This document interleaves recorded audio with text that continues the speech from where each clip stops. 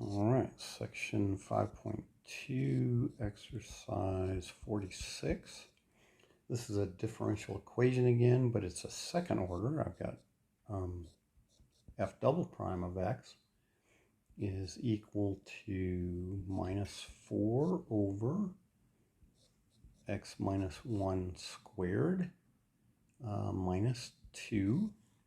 And they tell us f prime of 2 is equal to 0, and f of 2 is equal to 3, and we're also told that x is always greater than 1. Okay, so I can find f prime of x by doing our antiderivative. X minus 1 squared there, 2 dx. And, well, the minus 2 dx is no problem. I'll get a minus 2x. Minus 4 here, well, all right, I'm going to use a u equals x minus 1, and so du is just dx. So there's not a lot to do on that substitution, so I'm just going to go ahead and do those antiderivatives. I get a negative 4 x minus 1. Now I add 1 to that negative 2, so whoops. So I get a negative 1 divided by negative 1, and then minus 2x plus an arbitrary constant. And what I'm told, right, is that f prime of 2 is equal to 0. So f prime of 2 would be the, well, minus 4 over minus 1, that's just a 4, over x minus 1, well, that's 2 minus 1, and then minus 2 times 2 plus c. And so we have that 0 is equal to 2 minus 4 plus c. 0 is minus 2 plus c, so c is 2. All right, so at this point we know that f prime of x is equal to 4 times x minus 1 to the negative 1 minus 2x and then plus 2. And so to find f of x, we do our antiderivative of all this. 4 x minus 1 to the negative 1 minus 2x plus 2 dx.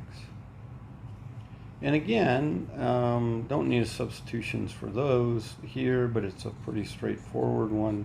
U is x minus 1, and so du is just dx. Not much to do with all that. And so I'll get,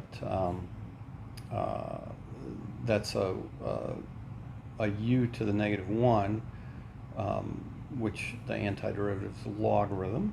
And so we end up with 4 log. Now I'm going to put my absolute values of x minus 1.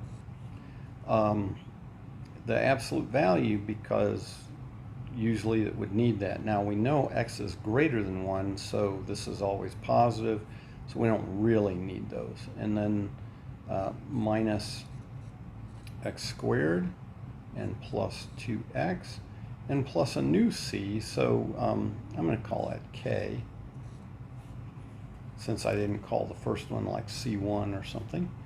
And we were told that what, f of 2 is 3. So we're told f of 2 is 3, but to get f of 2, I would have 4 times the log. Now I'm going to go ahead and drop the absolute values. 2 minus 1 minus 2 squared minus, plus 2 times 2 plus our arbitrary constant k. And so we have 3 is equal to, well, log 1 is 0, so that's gone. and we get a minus 4 plus 4 plus k, but that's 0, so k is equal to 3.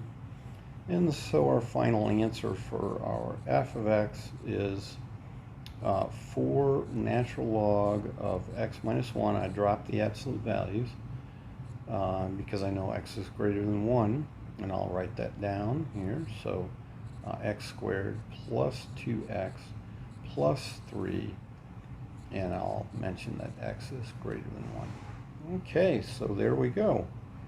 There is our function and our number 46.